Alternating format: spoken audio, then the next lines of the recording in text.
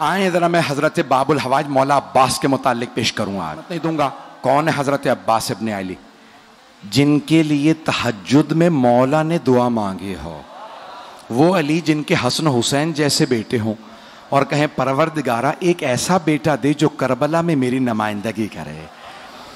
اللہ جانتا ہے نا کہ وہ علی جو مشکل کشا ہو.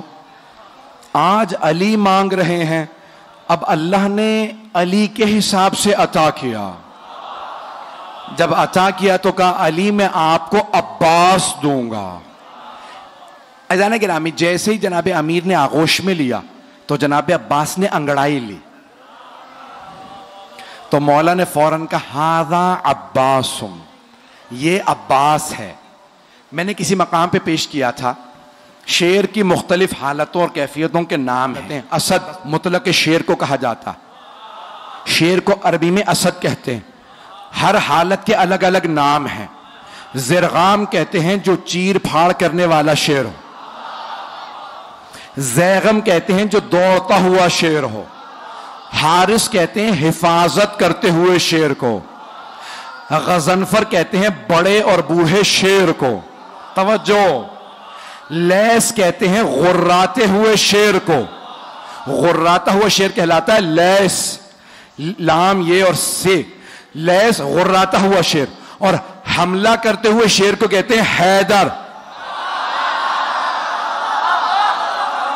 حملہ کرتا ہوا شیر حیدر. اور عباس کس شیر کو کہتے ہیں؟ تو میں نے لغت میں دیکھا تو مختلف معنی لکھے تھے. ایک جگہ لکھا ہے انگڑائی لیتے ہوئے شیر کو عباس کہتے ہیں. توجہ. دوسری لغت میں لکھا تھا, فیروز اللغات میں لکھا تھا, عباس اس شیر کو کہتے ہیں جس سے شیر فرار کریں. اللہ کے شیر نے کہا یہ عباس ہے. بھئی عباس کوئی عام شیر نہیں, شیر خدا کا شیر ہے. رہیے گا. جناب عباس بہت شجاع, بہت دلیر. اور میں نے کسی مقام پہ پیش کیا تھا, اشارہ کر رہا ہوں صرف, کہ بے انتہا خوبصورت تھے جناب علی مرتضیٰ. اور سب سے زیادہ آپ کی آنکھوں کی تعریف کی گئی ہے. مولا کی آنکھیں بہت بڑی بڑی تھی. اور جب آپ میدان جنگ میں جاتے تھے نا تو آپ دانت بھینچ لیتے تھے. جب ذوالفقار کھینچتے تھے نا تو دانت بھینچ کے ذوالفقار کو کھینچتے, آنکھیں سرخ ہو جاتی تھی. اکثر لوگ آپ کی آنکھوں کو دیکھ کے وہیں مر جاتے تھے. مولا علی آنکھوں سے دشمن کو کھا لیتے تھے. بڑے بڑے سورما کا پتا پانی ہو جاتا تھا.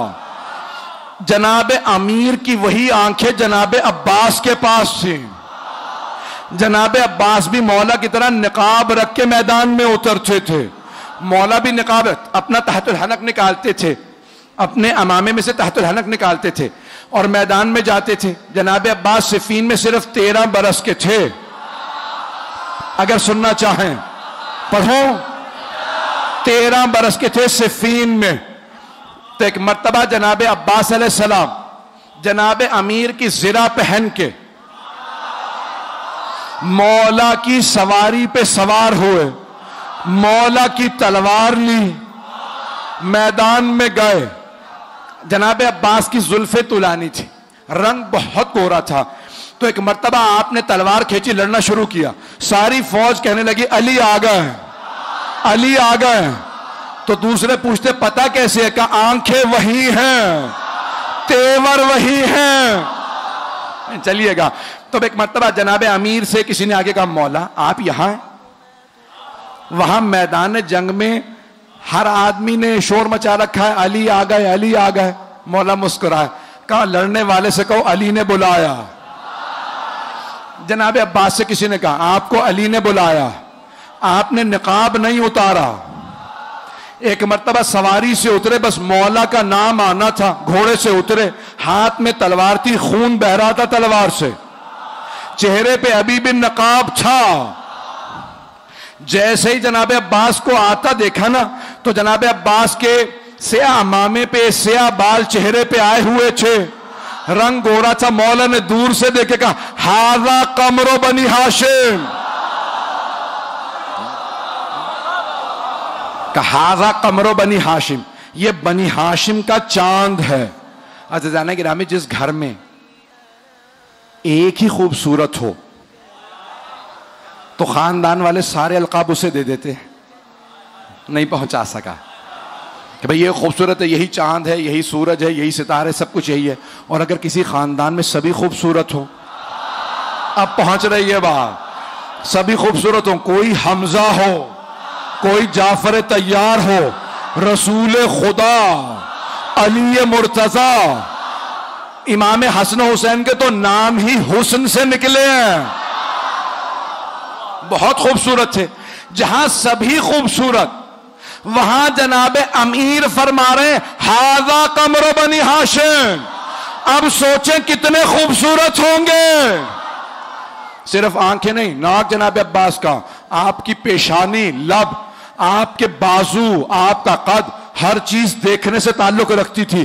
جو ایک دفعہ دیکھتا تھا وہ واپس آ کے پوچھتا تھا کون ہے. جب جناب عباس مدینے کے بازار میں جاتے تھے بازار رک جاتا تھا. جناب زینب کو کسی نے کہا جب آپ کا بھائی جاتا ہے بازار رک جاتا. جناب زینب نے بولا کہ بھیا آج کے بعد سے چہرے پر نقاب رکھنا.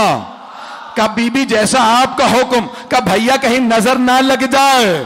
سارے مدینے والے ایک ہی بات کرتے ہیں عباس عباس ہے. بہت خوبصورت ہے. میں دیکھ رہا ہوں آنکھوں میں آنسو ہیں. بھئی یہ ولایت و عقیدت کی علامت ہے کہ فضائل میں بھی آنکھوں میں آنسو آ جائے.